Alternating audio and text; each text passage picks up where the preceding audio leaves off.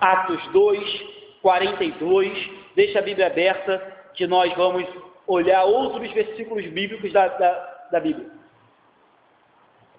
Como eu disse, prefiro pregar versículo a versículo, mas hoje é uma ocasião especial e a gente vai meditar acerca da Reforma Protestante e do impacto que ela teve para a igreja evangélica como um todo, apesar de você perceber que tem muita igreja evangélica hoje, que se Lutero tivesse vivo ainda, ele ia para a porta dessas igrejas, ia fazer a mesma coisa que ele fez naquela época. Há 500 anos atrás, em 31 de outubro de 1517, o Martinho Lutero, ele fazia 1500, gente, minha memória está 1617, é isso, 500 anos, não, 1517, está certo, minha memória está horrível.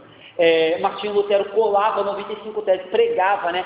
E na verdade aquilo era um manifesto que ele estava fazendo em crítica para que os líderes daquela igreja lessem aquilo, caíssem em si e fossem debater com ele acerca dos pontos, sendo que esse era o meio comum. Antigamente, quando você queria debater um assunto, ou quando você queria chamar as pessoas para pensar acerca de um tema, você pregava nos lugares centrais da cidade um manuscrito, porque não tinha jornal, não tinha internet, e as pessoas que por ali passassem e lessem aquela notícia, tomando conhecimento, se apresentariam. Então, acredito que se hoje o Lutero caminhasse pelas igrejas evangélicas brasileiras, ele iria sair pregando essas 95 teses num monte de igreja por aí afora, chamando muitas igrejas para retornarem ao evangelho genuíno.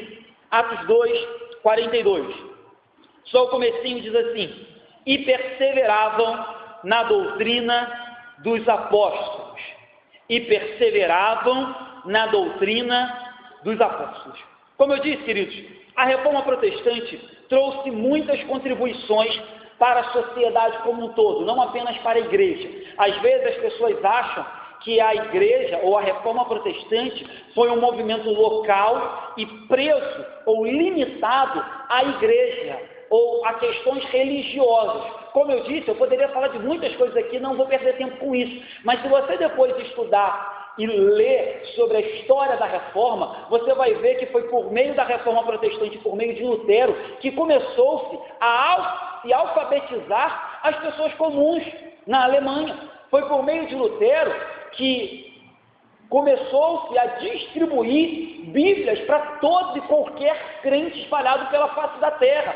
Foi por meio da Reforma Protestante que começou-se uma revolução nas questões sociais e culturais, por meio de um resgate da ética, da moral e dos bons costumes da Reforma Protestante, porque inclusive a sociedade estava se perdendo e a Igreja Católica também estava se perdendo, cometendo pecados e deslizes, tanto quanto a sociedade. Então a Igreja não tinha moral para cobrar da sociedade, conquanto que os reformadores, com autoridade, sendo fiéis à Bíblia, buscando santidade, eles começaram a exortar o povo. Eu já citei aqui numa outra ocasião, aonde o reformador Calvino chega em Genebra e ele diz: olha, se vocês continuarem do jeito que está, se a cidade continuar com bares, com prostíbulos, se a cidade continuar, vocês pegando as necessidades de vocês e jogando pela janela com balde, eu vou cortar todo mundo da ceia. Ninguém toma mais ceia nessa cidade. Então, o Calvino fez uma reforma geral na cidade, e não apenas religiosa. Eu já falei isso aqui. É bem verdade que no primeiro momento o pessoal expulsa ele, mas depois o pessoal cai em si e fala assim: epa, a gente precisa dessa reforma.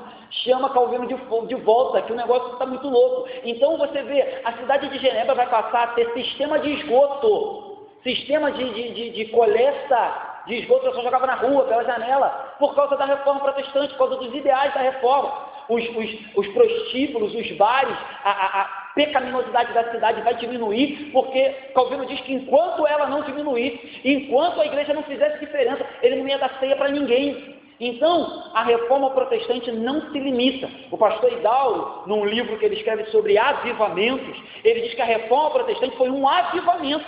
Às vezes a gente acha que avivamento é só manifestação de dons, mas a volta, o resgate para a Bíblia Sagrada, o resgate para a nossa fé, para a nossa religião pura e sem mácula, é um avivamento de Deus, foi um despertamento de Deus.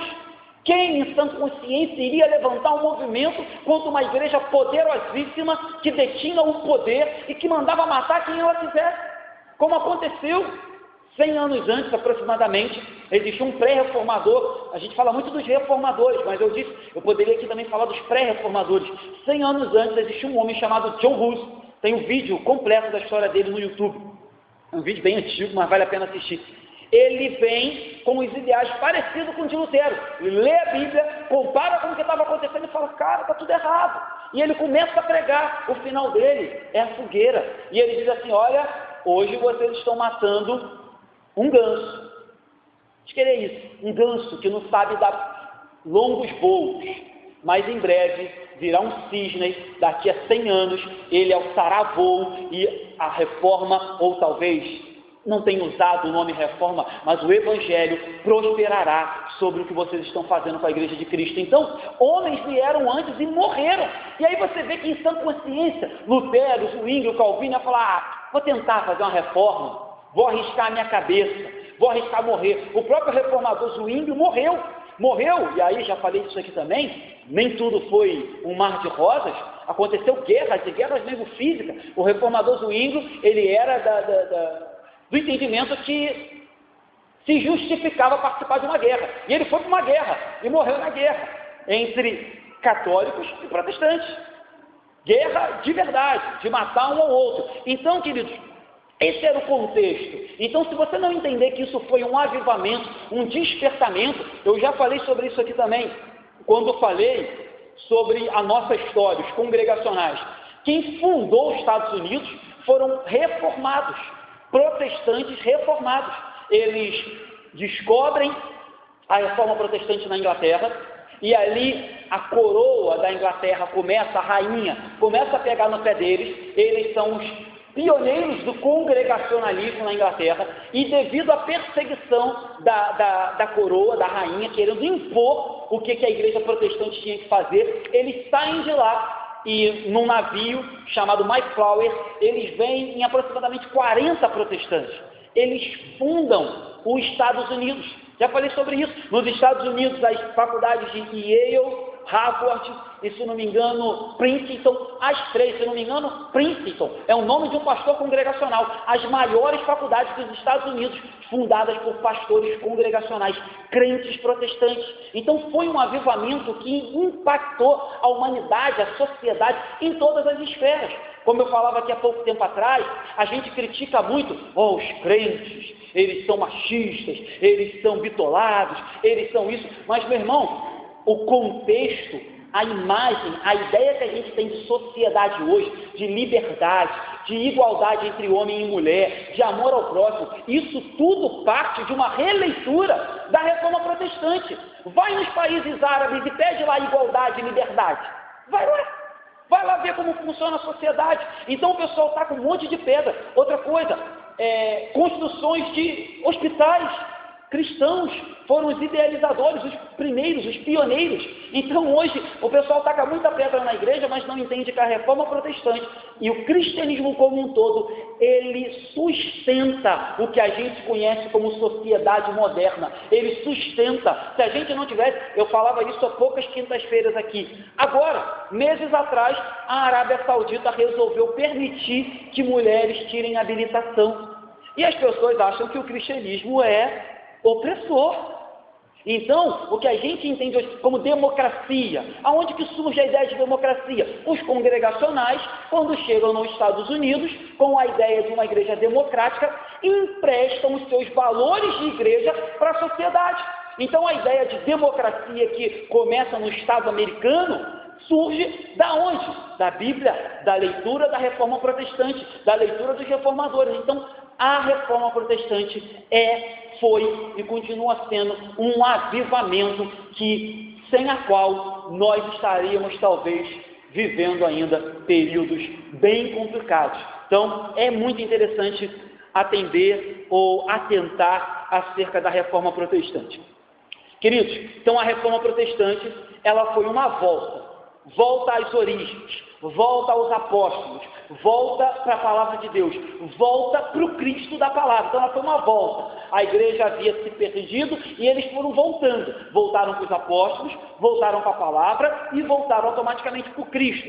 E aí, a igreja, como eu já havia dito, havia trocado o cristianismo puro e simples por um monte de besteira que não se sustentava pela palavra. A igreja tinha trocado a palavra de Deus, viva e eficaz, por dogmas e tradições. A igreja tinha trocado a verdade do evangelho por heresias. A igreja tinha trocado a fé por obras, por indulgências, por vendas.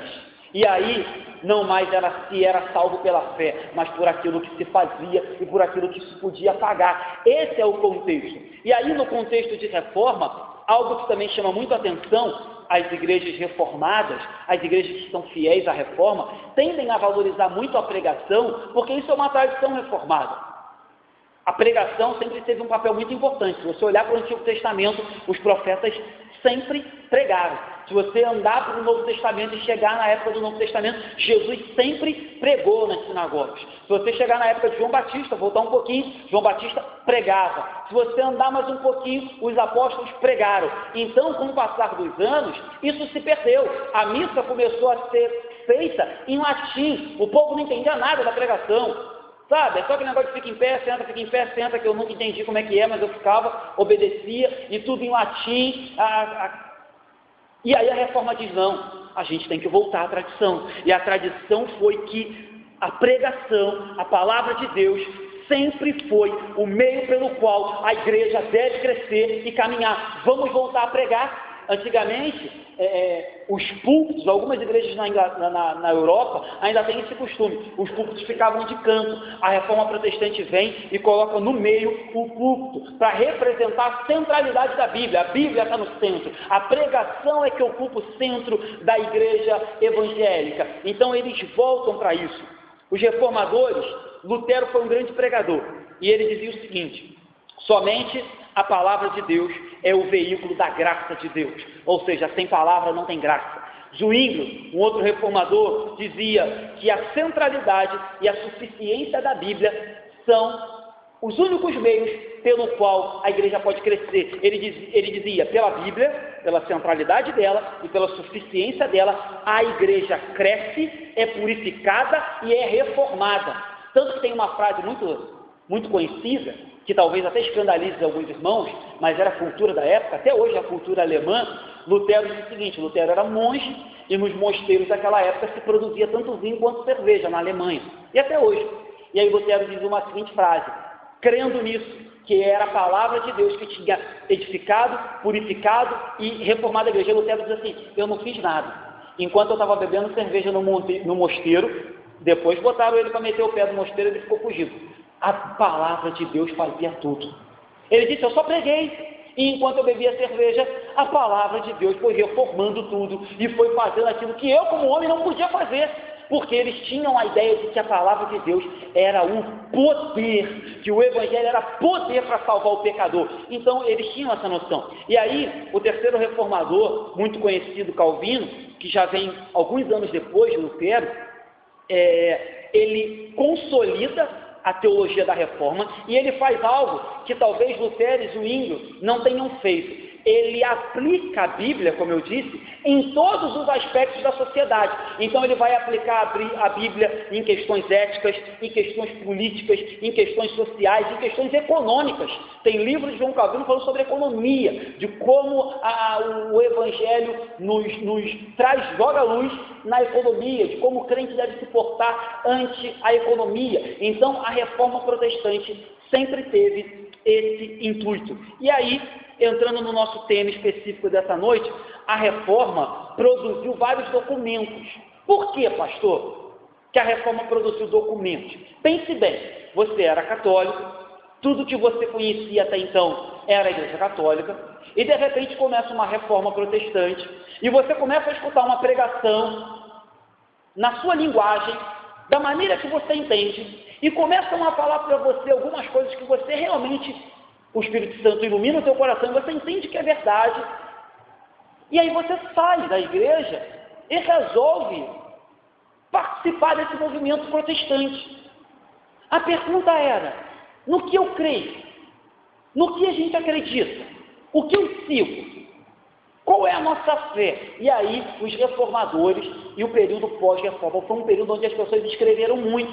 Então, hoje, uma vez um amigo meu falou assim, não, eu comprei essa Bíblia aqui, mas eu não gostei não. Ela tem um tal de catecismo, isso é coisa da Igreja Católica. Eu falei, não, meu irmão, esse catecismo é protestante. É porque os crentes que estavam chegando, os novos convertidos e os que estavam saindo, precisavam de um catecismo. Tem um vídeo aí na internet que os jovens ultimamente estavam curtindo, de um garotinho de 3 anos recitando o catecismo infantil. Quem usa muito ainda é a igreja presbiteriana. Então, muitos documentos foram escritos, confissões, catecismo e as 5 solas, que são os pilares da reforma protestante, que a gente vai tratar hoje de forma bem breve. As 5 solas foram escritas num período já até depois do início da reforma, quando reformadores protestantes sentaram e acharam por bem que deveriam estabelecer alguns pontos centrais.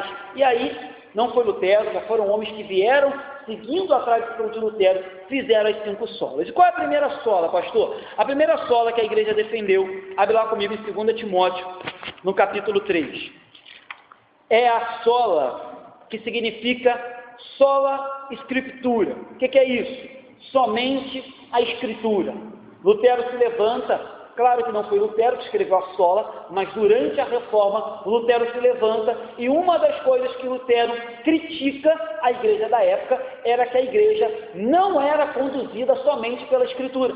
E aí, os reformadores escrevem, resumem, claro, o que Lutero fez em 90 e tantas teses, que somente a Escritura deveria conduzir a igreja. E aí, para basear esse texto, para basear essa sola, eu queria ler 2 Timóteo 3, 16 e 17, que diz assim, 2 Timóteo 3, 16 e 17, olha o que diz: toda a Escritura é inspirada por Deus e útil para o ensino, para a repreensão, para a correção, para a educação na justiça, a fim de que o homem de Deus seja perfeito e perfeitamente habilitado para toda boa obra. O que a reforma protestante defende? Meus irmãos, a Bíblia não é apenas uma fonte de revelação. Ela não é apenas uma fonte que Deus usou para se revelar. Ao contrário, ela é a única fonte. Ela é a única regra de fé e prática que Deus deixou para o seu povo seguir. Sendo assim, as tradições humanas, que eram muito defendidas naquela época, os dogmas papais, que eram muito defendidos, as decisões, os concílios, o pensamento humano, a teologia do homem, ela deveria passar por uma peneira. Que peneira era essa? A peneira da palavra de Deus. Calma aí, esse dogma papal se sustenta com a Bíblia? Não. Então a gente rejeita. Calma aí, essa doutrina da igreja congregacional se sustenta através da Bíblia? Não. Então a gente rejeita. Então foi isso que foi defendido. A Bíblia não é apenas um livro que revela. Ela é o único livro que revela. Ela é a única regra de fé e prática. Não tem condições de uma igreja ser conduzida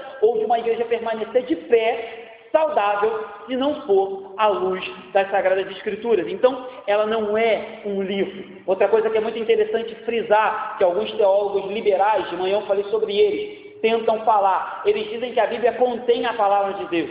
Nós dizemos que a Bíblia é a palavra de Deus. Ela é inerrante, infalível, ela é toda poderosa, suficiente, ela é insubstituível para o povo de Deus, para a igreja de Deus. Então, ainda que, às vezes, nós não consigamos compreendê-la na sua totalidade, não conseguimos entender todos os mistérios que a Bíblia nos revela, ou que a Bíblia nos expõe, ela continua sendo infalível, inerrante e indispensável para a igreja. O problema nunca está na Bíblia, mas sempre na gente. É isso que a gente tem que compreender. O que acontece é que muitos teólogos não compreendem a sua pecaminosidade, a sua imperfeição, e colocam a culpa na Bíblia e dizem, não, sabe o que é? É que a Bíblia contém a palavra de Deus. Então, às vezes, tem um negocinho aqui que não é verdade. Queridos, nós, Igreja Reformada, igreja que segue a Reforma Protestante, afirma, bate pé e diz, a Bíblia é a palavra de Deus. E tudo que vai além disso, nós negamos. Então, a Bíblia governa a igreja e não o contrário, entende? A Bíblia diz o que a igreja deve fazer e não o contrário. A Bíblia diz como que deve ser o nosso culto e não o contrário. A Bíblia diz o que eu, pastor, devo pregar e não o contrário. A Bíblia diz como nós devemos nos portar e não o contrário. É ela que manda, é ela que governa todas as coisas. Lutero dizia o seguinte, Lutero teve muitos embates com um teólogo que contradizia ele, chamado Erasmo, e ele dizia assim, olha Erasmo, a diferença entre eu e você é que você se coloca acima das Escrituras, e eu me coloco debaixo delas. Ou seja, você quer ir além das Escrituras, logo você, Lutero fala isso, você é um herege.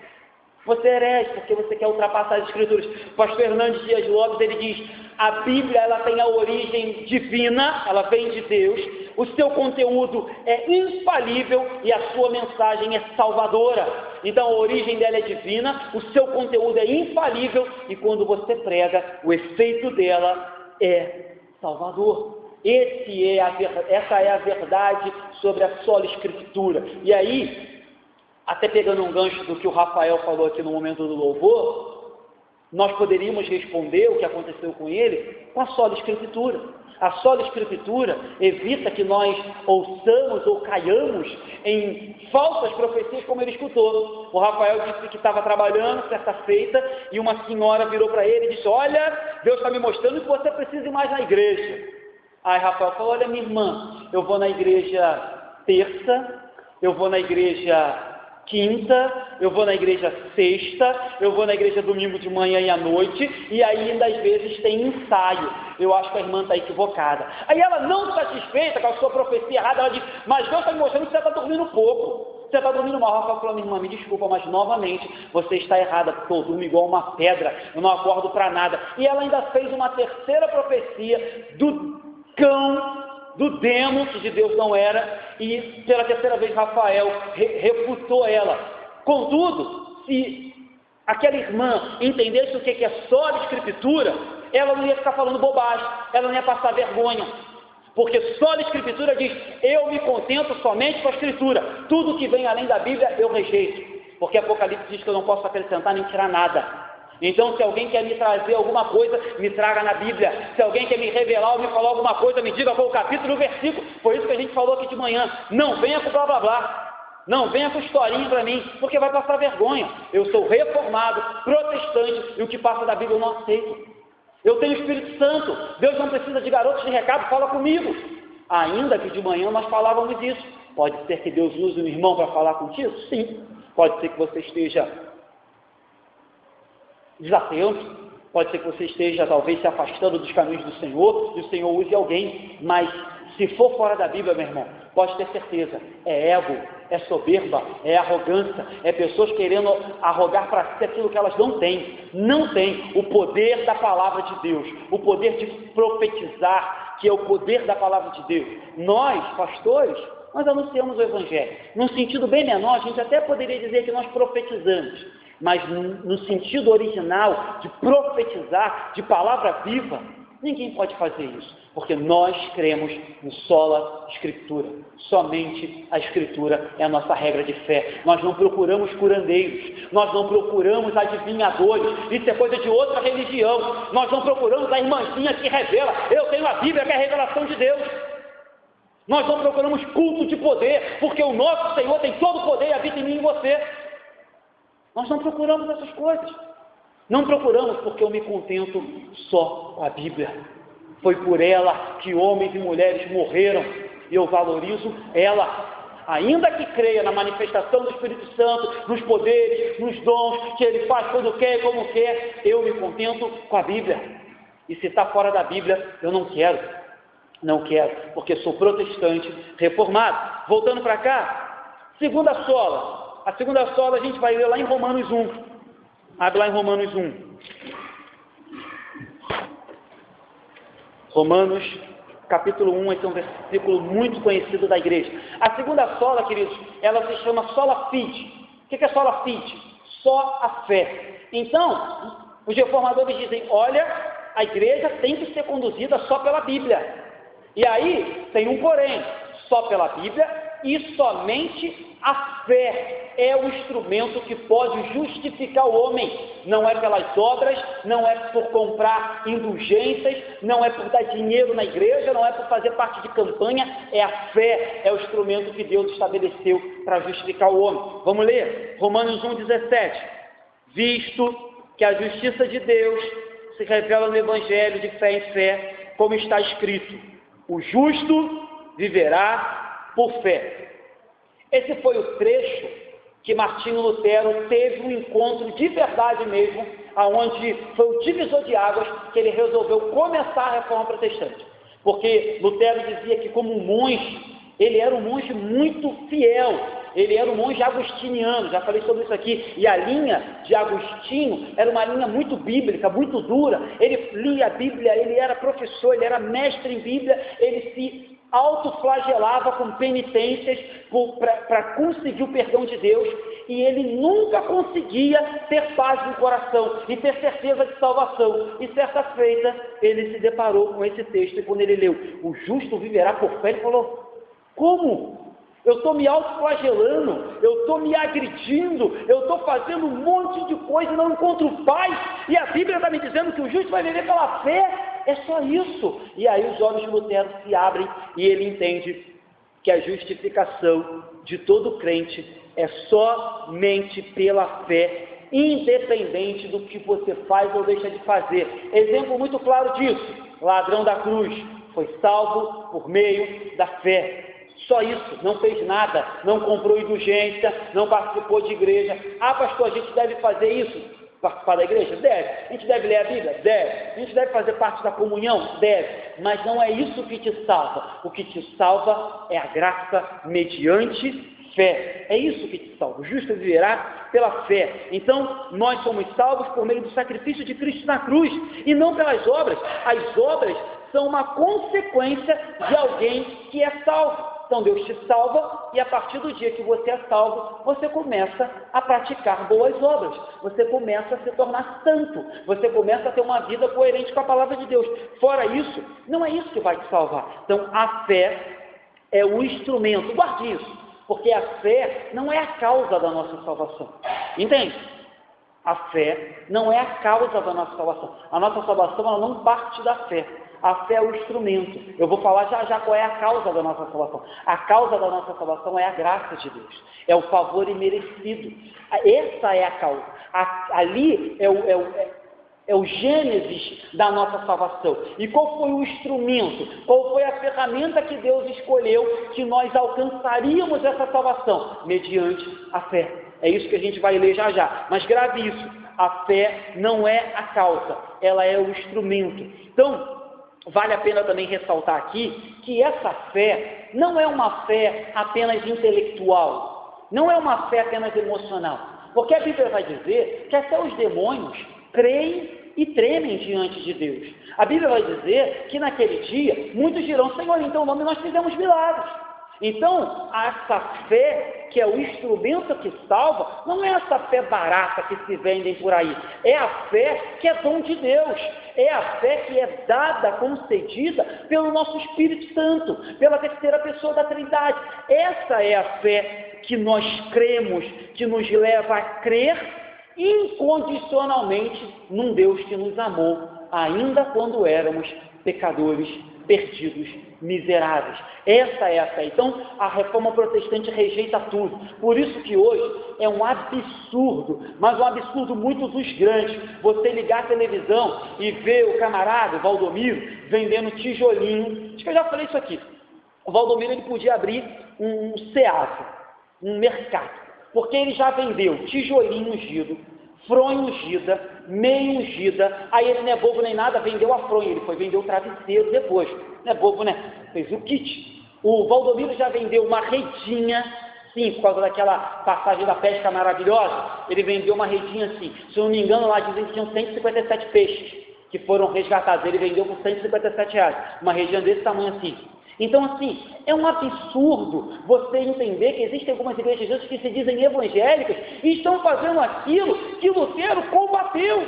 Porque naquela época era um pedacinho da cruz, era um pedacinho da coroa, um espinho da coroa, entendeu? Era um pedacinho do manto de Jesus. E o tempo passou e nós protestantes fazemos o mesmo. Como pode um negócio desse, irmãos?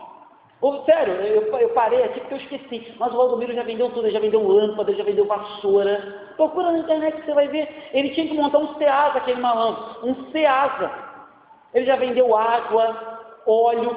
Ele vendeu uma colherzinha de pedreiro desse tamanho, ó, que era simbolizando que você está participando da construção do templo. Meu irmão, aquele camarada, ele é melhor que o Silvio Santos. Dizem que o Silvio Santos saiu, né, de engraxate para um dos maiores empresários do Brasil.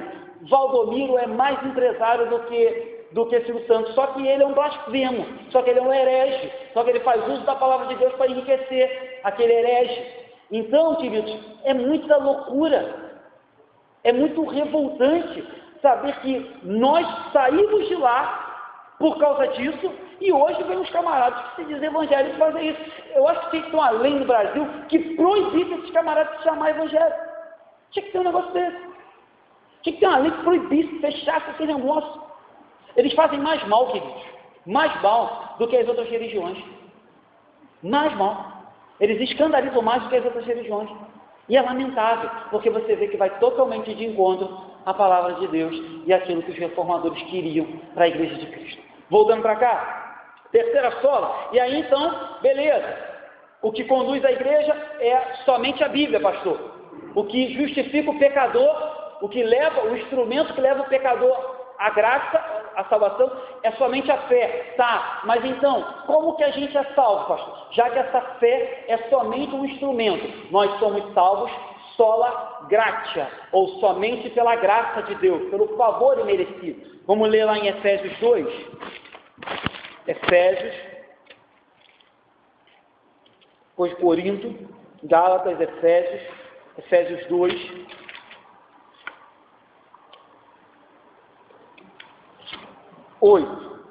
Efésios 2:8. Esse texto tanto vai nos dizer que a salvação é pela graça, quanto vai nos dizer que a fé salvífica é dom de Deus. Esse texto é um texto muito bom, porque ele confirma o que eu falei e vai nos falar sobre a graça, que é a nossa terceira sola. Olha o que diz: porque pela graça sois salvos. Então vocês são salvos por quê? Pela graça, pelo favor imerecido de Deus, pela graça de Deus. E aí ele segue e diz assim: mediante a fé. Então a fé é um instrumento, é mediante. Ela é utilizada para você chegar à graça de Deus, ou para a graça de Deus chegar até você, tanto faz. Aí olha o que o texto diz: e isto é o quê? No português diz que isto se refere ao que vem mais perto. Se fosse aquilo, era o que estava mais longe. O que está mais perto de isto é fé. Então ele diz, mediante a fé, e isto, a fé, não vem de vós, é dom de Deus. Então é um dom de Deus, salvos pela graça, mediante a fé, e isto, fé, não vem de vós, é dom de Deus. Então não é algo que se possa comprar, não é algo que qualquer incrédulo possa ter, não é algo que se possa alcançar simplesmente com as forças humanas. É necessário um regenerar do Espírito Santo de Deus para que o pecador venha a crer em Jesus Cristo e no nosso Senhor e Salvador. Então a graça de Deus é um favor imerecido. Nós não merecíamos. Deus nos deu essa salvação por causa dos méritos de outra pessoa, de Cristo, por causa do que Ele fez na cruz, e não porque a gente fez alguma coisa. Sendo assim, fica evidente que é graça. Nós estávamos mortos em delitos e pecados. É isso que diz esse texto que a gente acabou de ler, só que no versículo 5, antes diz assim: estando vós mortos em delitos e pecados, Ele vos deu vida juntamente com Cristo. Pela graça sois salvos. Diz isso no versículo 5. Então nós estávamos mortos. E se nós estávamos mortos, Deus nos deu de forma poderosa a salvação. Ela só pode ser pela graça. Não fizemos nada. É graça porque ela independe do que você faz. É graça porque ela independe de quem você é. É graça porque ela está disponível de graça para todo pecador que crê em Jesus. É de graça porque você não merecia, mas ela te alcançou. É de graça porque você não pagou por ela, mas ela vai te salvar. É de graça porque você estava perdido e condenado e ela te salvou e te regenerou. É por isso que é de graça. Você não fez nada, mas ela te encontrou. Você não fez nada, mas ela te beneficiou. Você não fez nada, mas um dia Jesus se apresentou para você e disse: eis-me aqui, pronto para te salvar. Por isso que é graça. A salvação é de Deus, realizada por Deus, aplicada por Deus. Então a salvação é de Deus, foi Ele que criou, foi Ele que planejou no céu, foi realizada por Ele, por meio do seu Filho Jesus, e é aplicada por Ele, por meio do Espírito Santo, quando Ele convence o homem do pecado, da justiça e do juízo. Então tudo é dele, é garantida por Ele. Efésios ainda, no capítulo 1, texto que a gente estava lendo, depois você lê, diz que o Espírito Santo é o nosso selo, o Espírito Santo é o nosso penhor, é aquele penhor, sabe quando você coloca alguma coisa lá no banco, como penhor para garantir aquele empréstimo que você pegou? O Espírito Santo é esse penhor, ele habita em nós, garantindo que somos propriedade exclusiva do nosso Senhor e Salvador Jesus. Ele é o selo e ninguém tira. Então ela é planejada por Ele, realizada por Ele, aplicada por Ele, garantida por Ele, ninguém os arrebata da minha mão, é isso que Ele diz. Ou seja, toda salvação é dele, para que toda glória seja dele, todo louvor e adoração sejam dele. Então é isso que o Sola Gratia nos ensina. Quarta sola Christus. Vamos abrir em Atos 4, um texto que a gente também leu de manhã aqui na escola dominical. Atos capítulo 4. Então, a Reforma disse: olha, a igreja é guiada somente pela Bíblia. E na Bíblia você vai descobrir, por meio dela, que mediante a fé o ser humano alcança salvação. E que a salvação é pela graça, de graça, favor imerecido. Contudo, tem um porém. Essa fé, essa graça, essa escritura aponta para um mediador, aponta para só um Salvador, aponta para só um Senhor, coisa que a gente sabe que naquela época da Igreja Católica existiam vários mediadores, vários salvadores, vários santos, a quem as pessoas oravam e faziam pedidos, até hoje fazem. E aí os reformadores citam Atos 4, 12. E não há salvação em nenhum outro, porque abaixo do céu não existe nenhum outro nome dado entre os homens pelo qual importa que sejamos salvos. Então, a Reforma diz: olha, somente Cristo é o nosso Salvador. Não existe outro caminho. Ninguém pode, ninguém será, ninguém jamais, eu falei muito isso aqui já na igreja, nem o pessoal do Antigo Testamento foi salvo por outra maneira. Todos eles foram salvos por Cristo. Israel foi salvo por Cristo, Abraão foi salvo por Cristo. Todos foram salvos por Cristo. Ele é o nosso único e suficiente mediador, não há outro. E aí, de manhã nós citávamos isso, mas isso é tão evidente, isso é tão forte na Bíblia, porque o próprio Jesus, ele chama para si essa honra, essa individualidade que não cabe a ninguém. Quando ele diz que é o caminho, a verdade e a vida, quando ele diz que é o pão que desceu do céu, quando ele diz que é a água viva, quando ele diz que é a videira, quando ele diz que é a porta, e quem entrar por mim achará vida, quando ele diz que é o bom pastor, quando ele diz que ele é a videira verdadeira, quando ele diz que ele é o alfa e o ômega, quando ele diz que ele é o verbo encarnado, quando ele diz que quem vê a mim vê o Pai. Quando Jesus está dizendo isso, o que ele está dizendo é: só eu posso salvar. Eu sou o Redentor, eu sou o expiador, eu sou o justificador, sou eu que vou morrer na cruz, meu irmão. Não é anjo nenhum, não é santo nenhum, não é pastor nenhum que morre na cruz, é ele. Então aí, outro porém, que é um absurdo, quando a gente tira de Cristo a sua suficiência, quando a gente tira de Cristo os solos cristos, e a igreja começa a se sustentar em homens, seja papa, ou seja pastores, seja Maria, ou sejam grupos de louvor. Quando a igreja começa a se apegar a líderes e homens religiosos, meu irmão, você está dividindo a glória que era somente de Cristo com homens miseráveis e pecadores, que precisam de salvação tanto quanto você. Então, de novo, entende como é muito absurdo você olhar algumas igrejas idolatrando homens e seguindo ministérios. Isso é um absurdo, porque a reforma protestante, há 500 anos atrás, já diziam: parem de olhar para homens, parem de pedir, parem de acender vela para homens, vocês são filhos, vocês têm acesso ao Pai, vocês podem dobrar o joelho, vocês mediante Jesus podem falar com o Pai, mediante a cruz vocês podem adorar, vocês podem orar, vocês podem ouvi-lo, parem de usar mediadores, o véu já foi rasgado.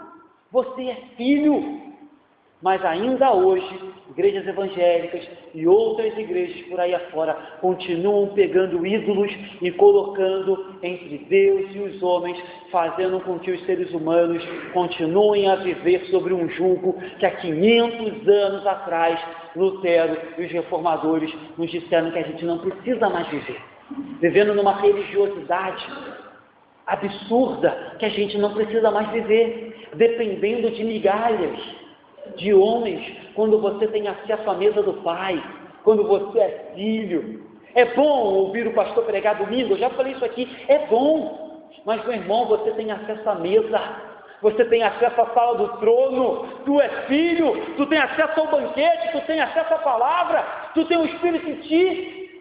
Por que depender de mim todo domingo? Venha todo domingo, mas você não precisa depender de homens. Tu tens o Espírito Santo, tu tens o poder, ele habita em você, certo?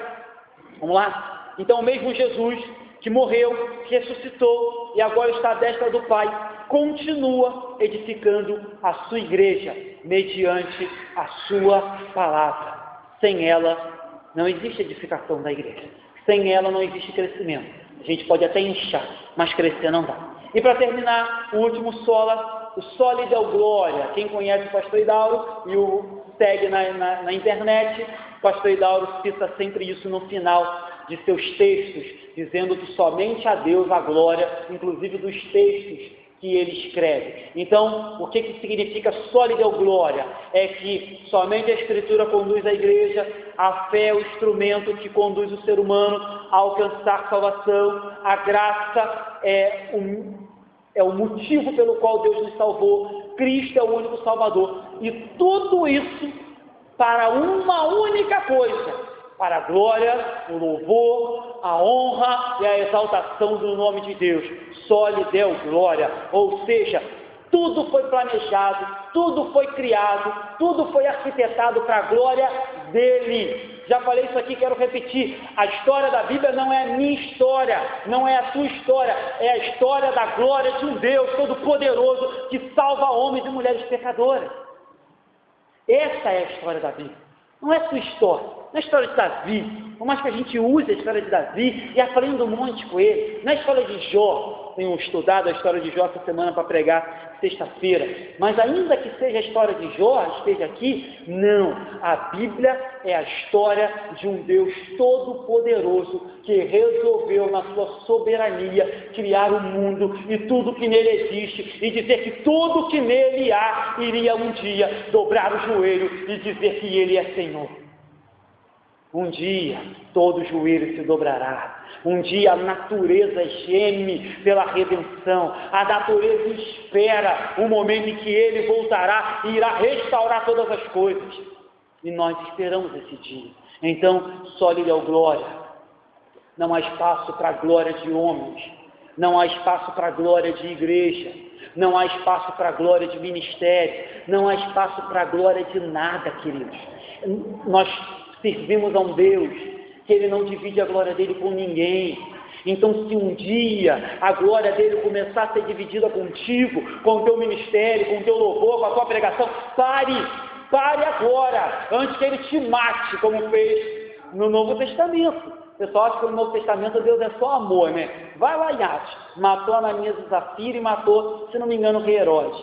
porque diz o texto que davam honras e glórias ao rei, dizendo que a voz dele era a voz de Deus e não de homem, e aí o texto diz assim, e por não dar a glória a Deus, Deus na mesma hora o fez ser comido de verme e morreu. O Deus que eu conheço, lembro agora de uma pregação do pastor Paul Washer, que ele é chamado para pregar no maior evento teológico protestante do Brasil, de graça. Carnaval do ano retrasado eu estava lá, e no carnaval, são 10 dias, dá aproximadamente 10 mil pessoas na Paraíba. Eu fui com a Ilana no ano passado porque ano passado eu estava aqui no Retiro. E aí, quando chamam o pastor Paul Washer para subir ao púlpito, o auditório de mais de 10 mil pessoas começa a bater palma e ovacionar. Ele vai, em inglês, claro, e o pastor Éber, que é um amor de pessoa, é até complicado ver o Éber falar isso, porque o Éber é super manso, e ele diz assim, queridos, deixe-me falar uma coisa para vocês. Eu sirvo a um Deus, que quando a glória dele, me dá até vontade de chorar, quando a glória dele é dividida com o homem, ele mata o homem, porque a glória é só dele. E aí o povo começa a bater palma de novo sem entender. O povo está muito cego. Aí ele diz assim, vocês não entenderam. Parem de bater palma. Parem de bater palma para mim.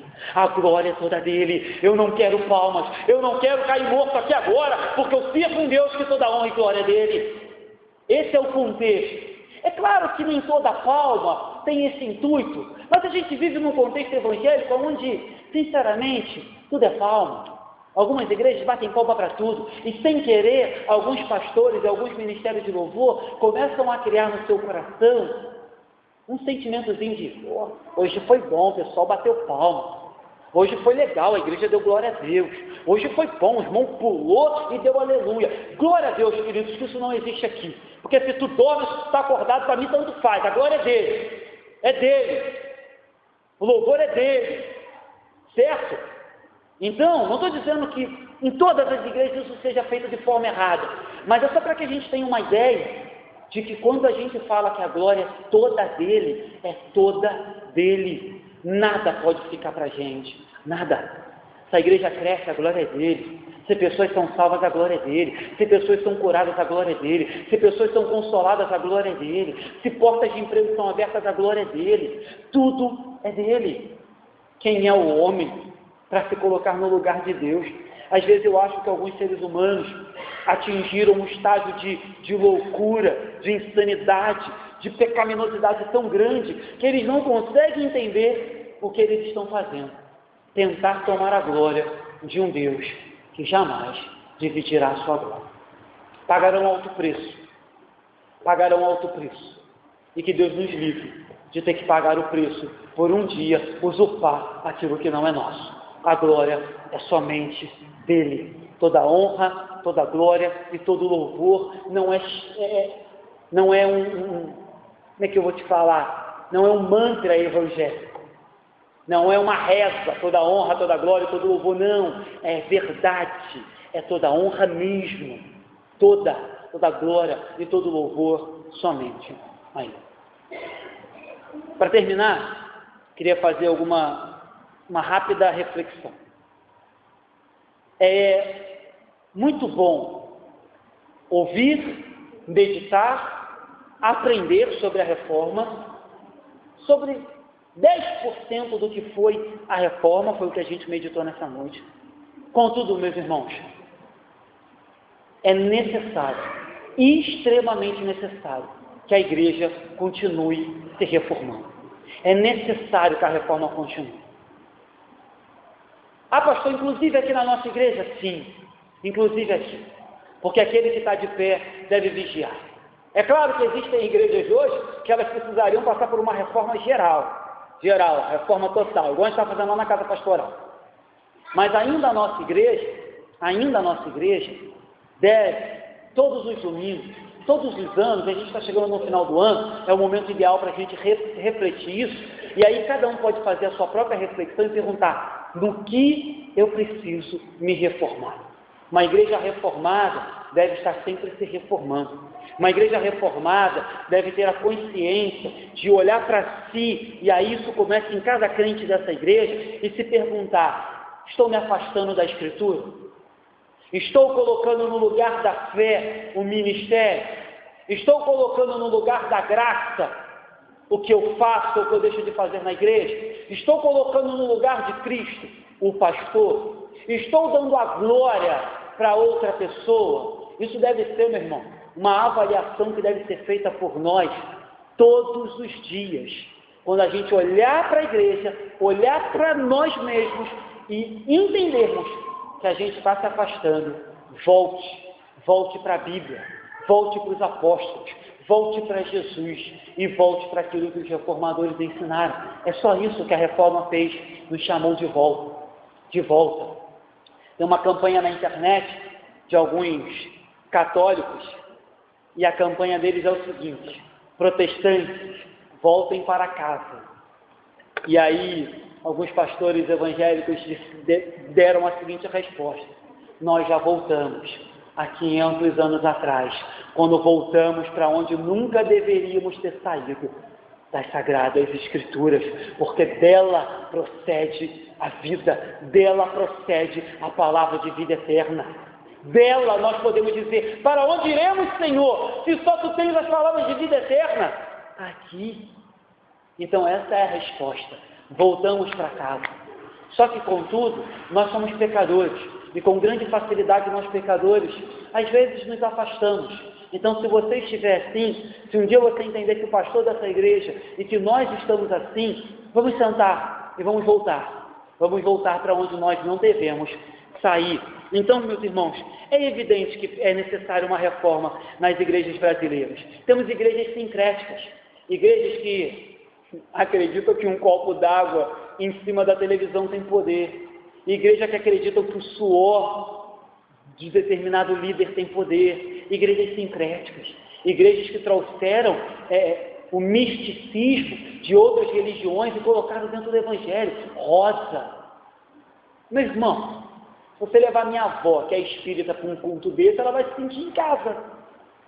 Ela vai falar: opa, se quiser eu sei fazer um negocinho desse também, na maçã. Agora tem um negócio que ela falar com a maçã e com mel. Ela vai falar: vocês querem? Também conheço umas treta boa aí. Então, igrejas como essa precisam de uma reforma urgente.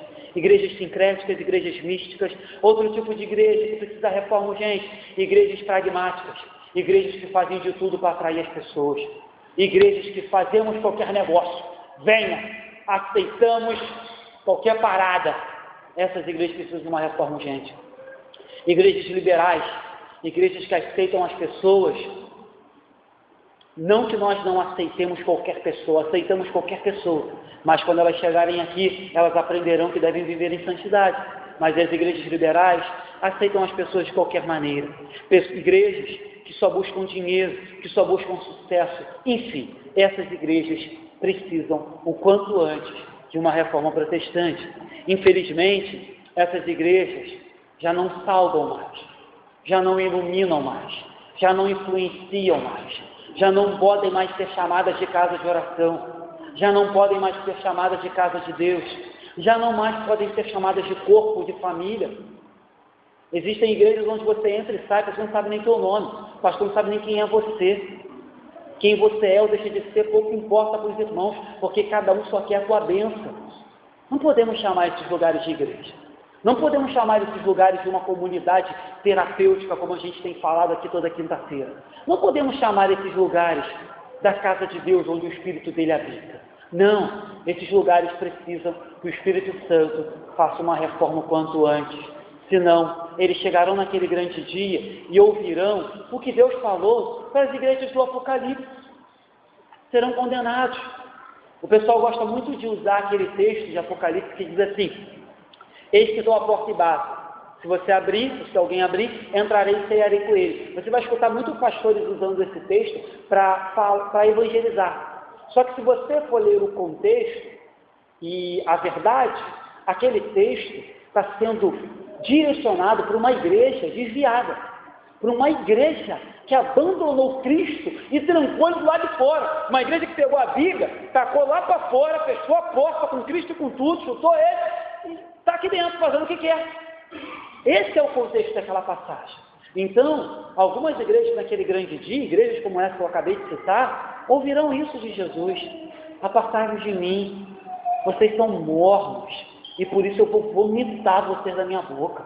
Vou vomitar, porque eu tenho ânsia de vocês. Vão ouvir Deus falar, igual falou para a igreja de Apocalipse: olha, você se acha rica, né? Porque você tem dinheiro, contudo, tu não sabes. É Deus que fala isso em Apocalipse, que é cega, pobre, nu e miserável. É isso que tu és, igreja, que se acha. É isso que elas vão ouvir, queridos. Que Deus tenha misericórdia do seu povo. Que Deus continue a reformar a sua igreja. Que Deus talvez use esses 500 anos para acender no coração de alguns irmãos que vivem nessas igrejas o desejo, quem sabe, de reformar suas igrejas, de transformar suas igrejas. E que Deus também tenha misericórdia, como eu disse, da nossa igreja, para que a gente jamais venha cair num erro dele, para que a gente jamais venha se desviar das solas do Evangelho, para que a gente jamais coloque qualquer coisa aqui nessa igreja que não seja solos cristos, e que no final de tudo que a gente fizer, a gente possa dizer: só lhe deu glória, a Deus seja dado toda a glória. 69 anos que completaremos, somente a Deus toda a glória. Ou você acha que essa igreja está aberta há 69 anos porque algum pastor foi bom o suficiente para mandar essa igreja de porta aberta? Não, essa igreja está aberta porque toda a honra, toda a glória e todo o louvor é de Deus.